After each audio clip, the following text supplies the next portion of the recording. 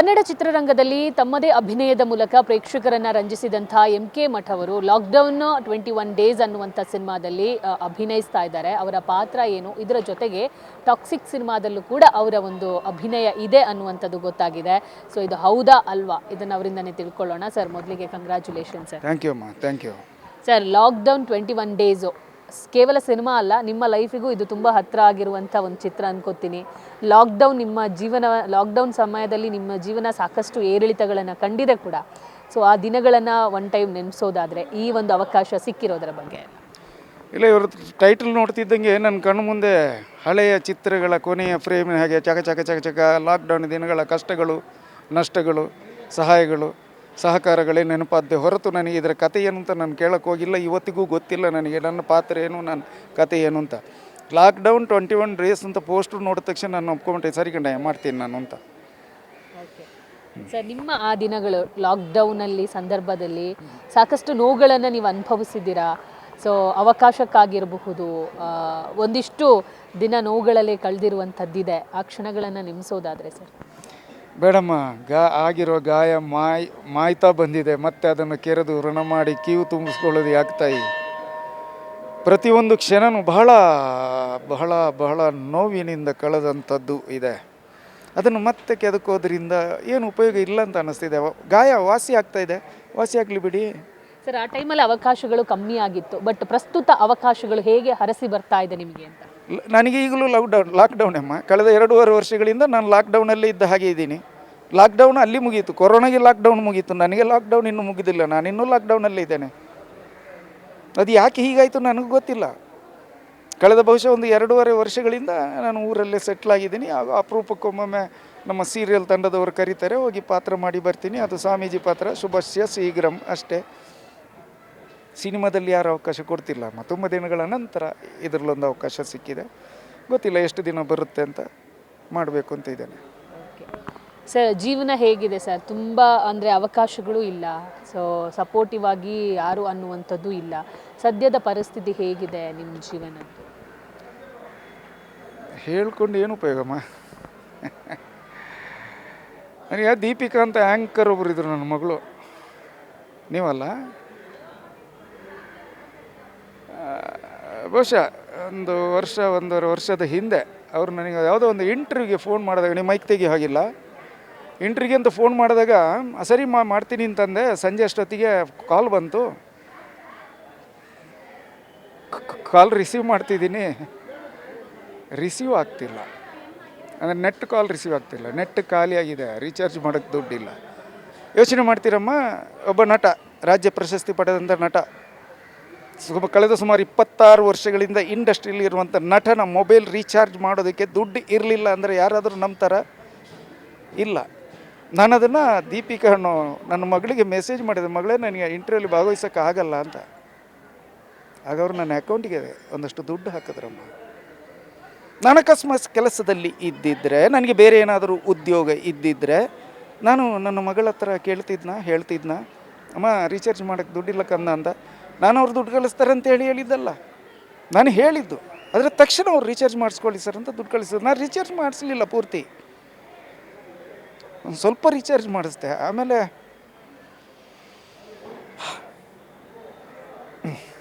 ಅಷ್ಟೇ ಸರ್. ಇದರ ಜೊತೆಗೆ ಇವಾಗ ದೊಡ್ಡ ಪ್ಯಾನ್ ಇಂಡಿಯಾ ಅನ್ನುವಂಥ ಒಂದು ಸಿನಿಮಾದಲ್ಲೂ ಕೂಡ ನಿಮಗೆ ಅವಕಾಶ ಸಿಕ್ಕಿದೆ, ಟಾಕ್ಸಿಕ್ ಅನ್ನುವಂಥ ಚಿತ್ರದಲ್ಲಿ. ಸೊ ನಿಮ್ಮ ಪಾತ್ರದ ಬಗ್ಗೆ ಹೇಳೋದಾದರೆ ಸರ್.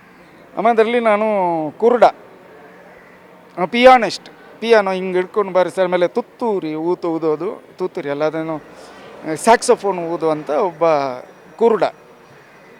ಚೆನ್ನಾಗಿದೆ, ದೃಶ್ಯಗಳು ಚೆನ್ನಾಗಿದೆ. 2 ದಿನ ಶೂಟಿಂಗ್ ಇತ್ತು, ನಾನು ಭಾಗವಹಿಸಿದ್ದೀನಿ. ಅದರ ಚಿತ್ರ ಬಿಡುಗಡೆ ಆಗುವಾಗ ದೃಶ್ಯಗಳೆಲ್ಲ ಇರುತ್ತೋ ಇಲ್ವೋ ಗೊತ್ತಿಲ್ಲ. ನಾನು ಇದನ್ನೆಲ್ಲ ಇಷ್ಟು ದಿನ ಯಾಕೆ ಹೇಳಲಿಲ್ಲ ಅಂದರೆ, ಅಲ್ಲಿ ನಾವು ಮೊಬೈಲ್ ಯೂಸ್ ಮಾಡೋ ಹಾಗಿರಲಿಲ್ಲ, ನಮ್ಮೊಂದು ಫೋಟೋ ತೆಗೆದುಕೊಳ್ಳೋ ಹಾಗಿರಲಿಲ್ಲ. ಹಾಗಾಗಿ ಮೊಬೈಲ್ ಯೂಸ್ ಮಾಡ್ತಿರ್ಲಿಲ್ಲ. ಬ್ಯಾಗಲ್ಲಿ ಕ್ಯಾರವನ್ನಲ್ಲಿಟ್ಟು ಶಾರ್ಟ್ಗೆ ಹೋಗ್ತಿದ್ದೆ. ಶೂಟಿಂಗ್ ಆಯಿತು, ನಾನು ಬಂದೆ. ಅದು ಮುಂದೆ ಏನಾಯಿತು ಗೊತ್ತಿಲ್ಲ, ಸಿನಿಮಾದಲ್ಲಿ ಇದೆಯಲ್ಲೋ ಗೊತ್ತಿಲ್ಲ. ಇನ್ನು 2 ದಿನ ಕಾಯ್ತಾ ಇದ್ದೀನಿ, ಬಿಡುಗಡೆ ಆದಮೇಲೆ ನೋಡಿ ನಾನು ಇದೀನ ಇಲ್ವಂತ ನೋಡೋಣ. ಇದ್ದರೂ ಸಂತೋಷ, ಇಲ್ಲದೇ ಇದ್ದರೂ ಸಂತೋಷ. ನಮ್ಮ ಯಶ್ ಸರ್ನ ದೂರದಿಂದ ನೋಡಿದೆ ಅಲ್ಲಿ ಸೆಟ್ಟಲ್ಲಿ, ನನಗೆ ಅದೇ ತೃಪ್ತಿ, ನೆಮ್ಮದಿ, ನನಗೆ ಅಷ್ಟು ಸಾಕಮ್ಮ. ಸರ್, ಎಷ್ಟು ದಿನಗಳ ಶೂಟಿಂಗ್ ಇತ್ತು, ಎಷ್ಟು ಡ್ಯೂರೇಷನ್ ನಿಮಗೆ ಗೊತ್ತಿದ್ದಂಗೆ ಸರ್? ನನ್ನದ ಅಥವಾ ಟೋಟಲ್ ಸಿನಿಮಾನ? ನಂದು 2 ದಿನ ಇದ್ದದಷ್ಟೇ ಮತ್ತೆ ನನ್ನನ್ನು ಕರಿತೀನಿ ಅಂತ ಹೇಳಿದರು. ಒಟ್ಟು 6 ದಿನ ಡೇಟ್ ಕೊಟ್ಟಿದ್ದರು. 2 ದಿನ ಮುಗೀತಿದ್ದಾಗೆ ಶೂಟಿಂಗಿನ ಸ್ಟಾಪ್ ಆಯ್ತು, ಅಲ್ಲಿ ಏನೋ ಮರ ಕಡಿದಿದ್ದೇನೋ ಪ್ರಾಬ್ಲಮ್ ಅಲ್ಲಿ. ಅದಾದಮೇಲೆ ನಾನೇ ಫೋನ್ ಮಾಡಿ ಕೇಳಿದೆ, ಯಾಕಂದರೆ ಸ್ವಲ್ಪ ನಾನು ಗಡ್ಡ ಟ್ರಿಮ್ ಮಾಡಬೇಕಿತ್ತು. ಅವಾಗ ಅದರ ಕೋ ಡೈರೆಕ್ಟರ್ ಹೇಳಿದ್ರು, ಇಲ್ಲ ಸರ್ ಸದ್ಯಕ್ಕೆ ಇಲ್ಲ ನಿಮ್ಮದು, ನೀವು ಗಡ್ಡ ಟ್ರಿಮ್ ಮಾಡಿಸ್ಬೋದು ಅಂತ. ಸರ್ ಹೆಂಗಿತ್ತು ಸರ್ ಒಂದು ಟಾಕ್ಸಿಕ್ ಅನ್ನುವಂಥ ವಿಶ್ವಮಟ್ಟದ ಸಿನಿಮಾದಲ್ಲಿ ನಿಮ್ಮನ್ನು ನೀವು ತೊಡಗಿಸಿಕೊಳ್ಳಿರೋದು, ನೀವು ಅಭಿನಯಿಸಿರೋದು, ಆ ಸೆಟ್ಟಿನ ಅಟ್ಮಾಸ್ಫಿಯರ್ ಎಲ್ಲ ಹೆಂಗಿತ್ತು? ಇಲ್ಲಮ್ಮ, ಅಲ್ಲಿ ಏನೋ ನನಗೆ ಜಾತ್ರೆಗೆ ಹೋದಂಗಾಗಿತ್ತು. ರಷ್ಯನ್ ಹುಡುಗಿರಂತೆ, ಅವರಂತೆ ಇವರಂತೆ, ಯಪ್ಪ ದೇವರ ಜನ ಜಾತ್ರೆ ಅಮ್ಮ ಅದು. ಸಾವಿರಾರು ಜನ ಇದ್ದರು ಅಲ್ಲಿ. ಅವ್ರನ್ನ ನೋಡೋದೇ ಒಂದು ಸಂಭ್ರಮ. ದೂರದಲ್ಲಿ ನಿಂತು ಕೂತ್ಕೊಂಡು ನಾನು ಅವ್ರನ್ನೇ ನೋಡ್ತಾ ಇದ್ದೆ. ಯಾಕಂದರೆ ಅಲ್ಲಿ ಯಾರು ಪರಿಚಯದವ್ರಲ್ಲಿಲ್ಲ, ನನಗೆ ಕೋ ಡೈರೆಕ್ಟರ್ ಮಾತ್ರ ಪರಿಚಯ. ನಮ್ಮ ಜೈ ನಾಯಿಂಡಳ್ಳಿಲಿದ್ದಾರೆ ಜಯದೇವ್ ಅವರು ಮಾತ್ರ ನನಗೆ ಪರಿಚಯ. ಆಮೇಲೆ ಭರತ್ ಭಾಗತ್ ಅವ್ರ ಮಗಳು ಕೋ ಡೈರೆಕ್ಟರ್ ಆಗಿದ್ದರು, ಅವ್ರು ಅಸಿಸ್ಟೆಂಟ್ ಡೈರೆಕ್ಟರ್ ಆಗಿದ್ದರು, ಅವ್ರು ಮಾತ್ರ ಪರಿಚಯ. ಅವ್ರು ಕೆಲಸದಲ್ಲಿ ಇರ್ತಾರೆ, ನಾನೆಲ್ಲ ಮೂಲೆಯಲ್ಲಿ ಕೂತ್ಕೊಂಡು ತುಂಬ ಸಂಭ್ರಮದಿಂದ ಅವ್ರನ್ನೇ ನೋಡ್ತಿದ್ದೆ ಅಲ್ಲಿ ಶೂಟಿಂಗ್ ಬಂದವ್ರನ್ನ. ನಂದು ಬೆಳಿಗ್ಗೆ ಹೋದೆ, ಸಂಜೆ ಶೂಟಿಂಗ್ ಇತ್ತು, ಮರುದಿನ ಮಧ್ಯಾಹ್ನ ಹೋದೆ, ಸಂಜೆ ಶೂಟಿಂಗ್ ಇತ್ತು. ಕತ್ತಲಾದ ಮೇಲೆ ನಾನು ಶಾರ್ಟ್ ಇದ್ದಿದ್ದಮ್ಮ. ಒಂದು ಸ್ವಲ್ಪ ಬರ್ಬೋದು, ಒಂದು 2-3 ನಿಮಿಷದಷ್ಟು ಫುಟೇಜ್ ಇತ್ತು. ಅದು ಬಿಡುಗಡೆಯಾದಾಗ ಇದೆಯೋ ಇಲ್ಲವೋ ಗೊತ್ತಿಲ್ಲಮ್ಮ. ಸರಿ, ನಿಮಗೆ ಯಶ್ ಅವರು ಏನಾದರೂ ಮಾತಾಡಿಸಿದ್ರಾ, ಅಥವಾ ಯಶ್ ಅವರು ಆ ಡೆಡಿಕೇಶನ್ ಹೆಂಗಿತ್ತು ಟಾಕ್ಸಿಕ್ ಸಿನಿಮಾದಲ್ಲಿ ಅಂತ? ಅವರು ಮೊದಲು ಹೇಗೆ ಮಾಡ್ತಿದ್ರು, ಈಗ ಮಿಸ್ಟರ್ ಆ್ಯಂಡ್ ಮಿಸಸ್ ರಾಮಾಚಾರಿ ಇರ್ಬೋದು, ಗಜಕೇಸರಿ ಇರ್ಬೋದು, ಅಲ್ಲಿ ಯಾವ ಡೆಡಿಕೇಶನ್ ಇತ್ತು ಅದನ್ನು ಈಗಲೂ ಉಳಿಸ್ಕೊಂಡಿದ್ದಾರೆ. ಈಗ ಅವರ ಸುತ್ತ ಜನ ಜಾಸ್ತಿ ಇರ್ಬೋದು, ಅವರ ಸೆಕ್ಯೂರಿಟಿಗೋಸ್ಕರ ಬೇಕೇ ಬೇಕಾಗತ್ತೆ. ಜನ ಜಾಸ್ತಿ ಇರಬಹುದೇ ಹೊರತು ಅವರ ಆ್ಯಕ್ಟಿಂಗಲ್ಲಿ ಅಭಿನಯಿಸುವಾಗ ಅವರ ಡೆಡಿಕೇಶನು, ಸೆಟ್ಟಲ್ಲಿ ಅವರ ಡೆಡಿಕೇಶನು ಹಿಂದೆ ಹೇಗಿತ್ತು ಹಾಗೇ ಇದೆ ಅಮ್ಮ. ಸರಿ, ಹಿಂದೆ ಕೂಡ ಅವ್ರ ಸಿನಿಮಾದಲ್ಲಿ ನೀವು ಕಾಣಿಸ್ಕೊಂಡಿದ್ದೀರಾ. ಸೊ ಇವಾಗ ಮತ್ತೊಮ್ಮೆ ಅವರಲ್ಲಿ ಅಭಿನಯಿಸಿದಾಗ ಏನಾದರೂ ಡಿಫ್ರೆನ್ಸ್ ಅನಿಸುತ್ತಾ ನಿಮಗೆ? ಇಲ್ಲ, ಈಗ ಅದೇ ಹೇಳಿದ್ನಲ್ಲ, ಅವ್ರ ಸುತ್ತ ಜನ ಜಾಸ್ತಿ ಆಗಿದ್ದಾರೆ ಅಷ್ಟೇ. ಆಗ ಅವರು ಏಕಾಂಗಿಯಾಗಿರ್ತಿದ್ರು, ಒಂದಿಬ್ಬರು ಅಸಿಸ್ಟೆಂಟ್ಗಳಿರ್ತಿದ್ರು. ಈಗ ಅವರಿಗೆ ಕೋಟೆ ಕಟ್ಟದಾಗಿ ಜನ ಇದ್ದಾರೆ. ಆದರೂ ಕೂಡ